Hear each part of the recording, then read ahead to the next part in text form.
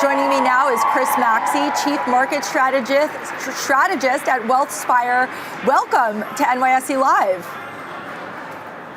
Good morning. Nice to be here. So how is the conflict in Iran affecting your investing strategy, if at all? Yeah, we've always talked with the clients and the individuals that we're working with and reminding them that geopolitical conflicts often have a way of being resolved over the intermediate term. So while there might be a risk premium that gets introduced to the market here in these next couple of days and weeks, what we tend to see is that the market returns to focusing on the fundamental health of the U.S. economy.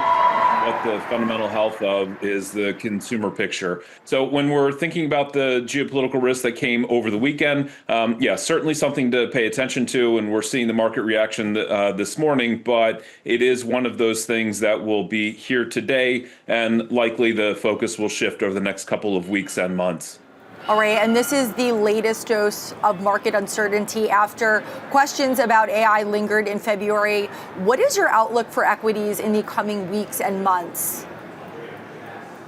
Yeah, so thinking about the equity market, there continues to be a very strong backdrop that we have right now. We've spoken about the picture and the health of the U.S. consumer, that job growth remains there. Layoffs are not particularly increasing at the moment, though we do see some concerns around that AI trade and what it could potentially do to impact the U.S. labor market. But where we are right now, the U.S. consumer is in a relatively strong position, and we now have refunds that will be coming back into the economy over the next several months. So, as much as the economy has a lot of support behind it, that will support broader corporate America. Now, I think what we have to be wary of is that U.S. equity markets are priced for relative perfection at the moment, meaning that expectations have risen each of the last couple of years, and those expectations have grown faster and faster and faster to the point where what we're looking at right now is earnings growth that suggests it should be in the mid double digits.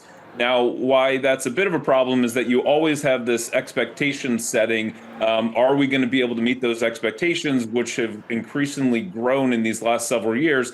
That bar is going to get higher. It's going to be tough to meet that bogey. And, that is one of the risks on the horizon. Now, what we have seen, whether it was NVIDIA or whether it was any of the other recent corporate earnings reports, companies are continuing to grow. They're meeting the bar, but those expectations are high enough that some level of disappointment is beginning to set in throughout the market. All right, you mentioned economic data. The February jobs report comes out on Friday ahead of market open. What are your expectations, Chris? Yeah, I think it's going to be a continuation of the same, where we have relatively sluggish growth, but we don't have an increase in the layoffs, and that's what we've seen since April and May of last year. So we're going to have somewhat sluggish growth, and we continue to see that throughout a lot of the initial and the continuing claim data that's been coming out. We should anticipate that will be what we see this week. Now, ultimately, the question becomes, does that mean anything?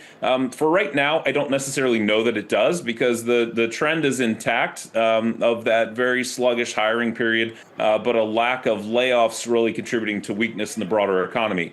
So much of that tension is going to continue to exist. I think that trend will remain where it's at right now. And, that's something that is likely not going to change here in the near term.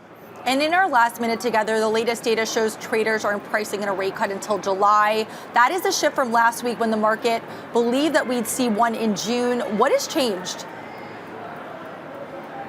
Yeah, I think the big question right now is whether we're going to have a handoff in power at the Federal Reserve. And that timeline is a little bit uncertain at the moment. So that question comes up is Jerome Powell going to want to cut interest rates before he hands off to a potentially new Fed governor, and whenever that moment happens. So I think the market is just saying we don't exactly know what the timeline looks like.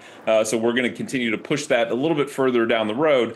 Now, all that being said, what we are seeing is that, as I mentioned earlier, the economy is strong. Refunds will start to come back in February and March and April. That's going to remain supportive of the economy. That puts a little bit of inflation pressure back in the market or into the economy. And then we're also going to see now energy prices potentially trickling higher here in the next couple of weeks. So all of that leads us to believe that, that there's not likely to be a rate cut here in the near term. That is something we could look to the second half of the year as being a possibility. But as I've already mentioned, the economy is strong, and so there is likely to be more questions than answers as it relates to whether that rate cut comes at all. It's very possible we don't see that happen this year. All right, thank you, Chris Maxey, Chief Market Strategist at WealthSpire, for joining us on NYSE Live.